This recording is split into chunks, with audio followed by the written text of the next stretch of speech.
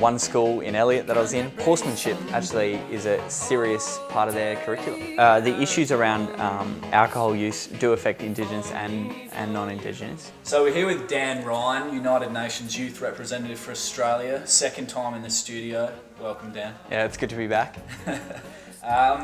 So you've just been to the Northern Territory. Tell us, what was it like up there? A bit warmer than Adelaide, please? Yeah, actually, page 5 of the news was why is it so cold, which apparently 23 degrees is freezing for them up there. It was certainly a different environment and young people with a whole set of different issues to what I'm used to seeing.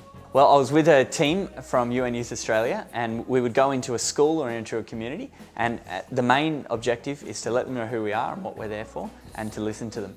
We facilitated workshops around advocacy, showing young people how an advocacy campaign works, how to influence decision makers, how to influence your local community and really affect positive change. We ran workshops where young people had the opportunity to identify local issues and say this is something that we care about, violence in our community, and then we would work with them on creating new media, old media and events designed to combat those issues, getting them thinking creatively and thinking about how they can have an impact, not just in their local school community, but in the broader community. The issues that young people are facing in the Northern Territory are really big and they're complicated and they're hard to see a clear way through. They centre around probably 3 main things. Alcohol is just the big problem. It comes up 10 seconds into every conversation with a young person. The other thing that young people spoke to us about is especially in some of the more kind of remote communities, is street violence.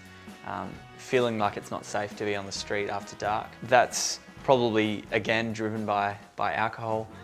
It's also driven by disputes between Indigenous communities and families that kind of spill out onto the streets.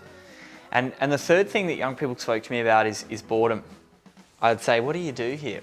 What do you get up to? And they're like, nothing. So the issues that you've been talking about, are they Indigenous, non-Indigenous, or how do those communities work together? There needs to be a lot more of a focus on integration, and that came from Indigenous and non-Indigenous. You said off camera that you found $100. What does that all mean? So I was talking to a girl called Rochelle, and she was telling me that she feels a degree of frustration that young people that have completed their schooling or are still in schooling aren't taking advantage of the opportunities for scholarships. She spoke about fully paid scholarships with accommodation, everything included in Melbourne. And I was mulling over that, and as I walked down the street a little bit later, and I just saw lying there a $100 note. I picked it up and there's no one around. It really did become in many ways a metaphor for the opportunities that are there, that the teachers talk about there being these opportunities for scholarships and things, but they're not necessarily designed for young people where their main priority is community and family. And so for a young person to leave Tennant Creek and their family and community and head off into Melbourne, it means that elders that they look up to and have particular responsibility to, they're not able to be there for them. And for young kids, they're not able to be there for them either. When they leave this hole in their community and a gap where they should be. And I think that education opportunities, it's really important that we're respective of those relationships that they have and that they're the main priority. So if you like, we got to speak to them in a currency they can use.